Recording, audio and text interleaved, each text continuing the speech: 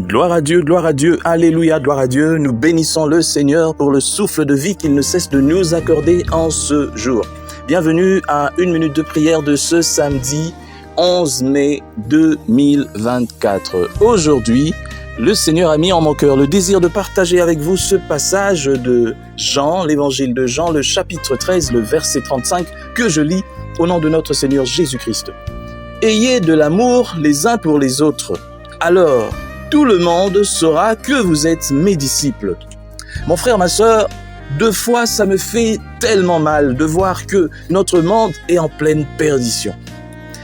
En voyant dans un pays comme celui où je vis, le nombre d'églises qu'il y a et le nombre des personnes qui se réclament comme chrétiens, chrétiennes, ça me fait mal de voir que c'est le même pays où il y a beaucoup de problèmes, où il y a des détournements des fonds qui sont pratiqués par ceux-là qui se font appeler chrétiens.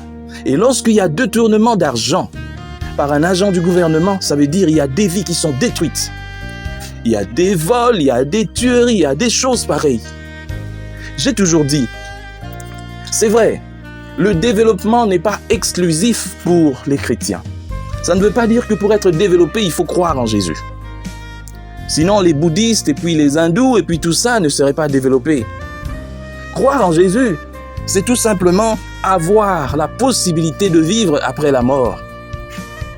C'est remplir, si je peux dire, la plus haute mission de l'humanité.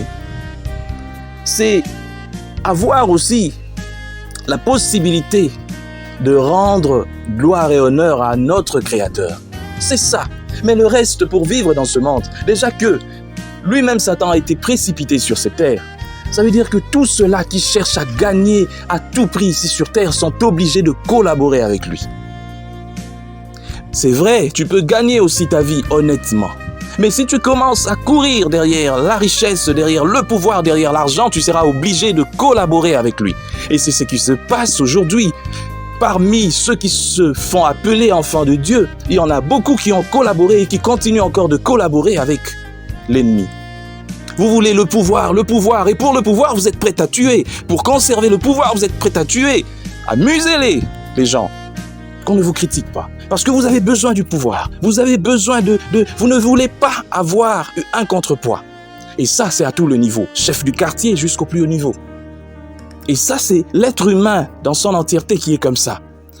Et voilà pourquoi vous avez besoin de Jésus pour briser cette mauvaise habitude, pour briser cette mauvaise nature qui est en nous.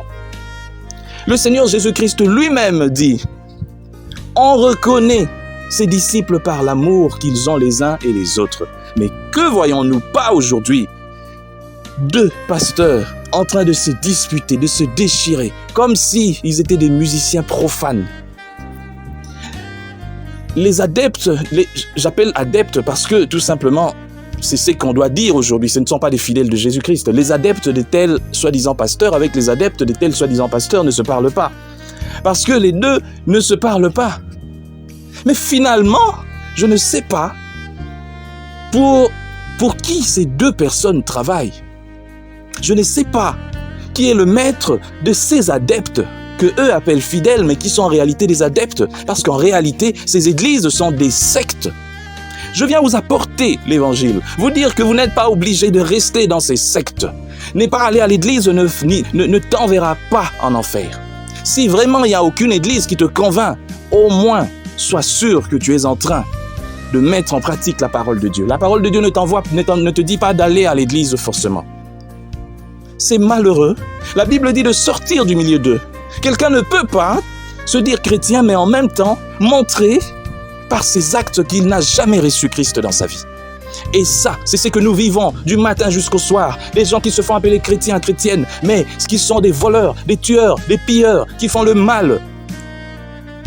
Des gens qui n'ont aucune manifestation de l'amour. On ne voit jamais l'amour. On voit tout justement la haine. On voit des choses comme ça, des divisions, et puis tout ça.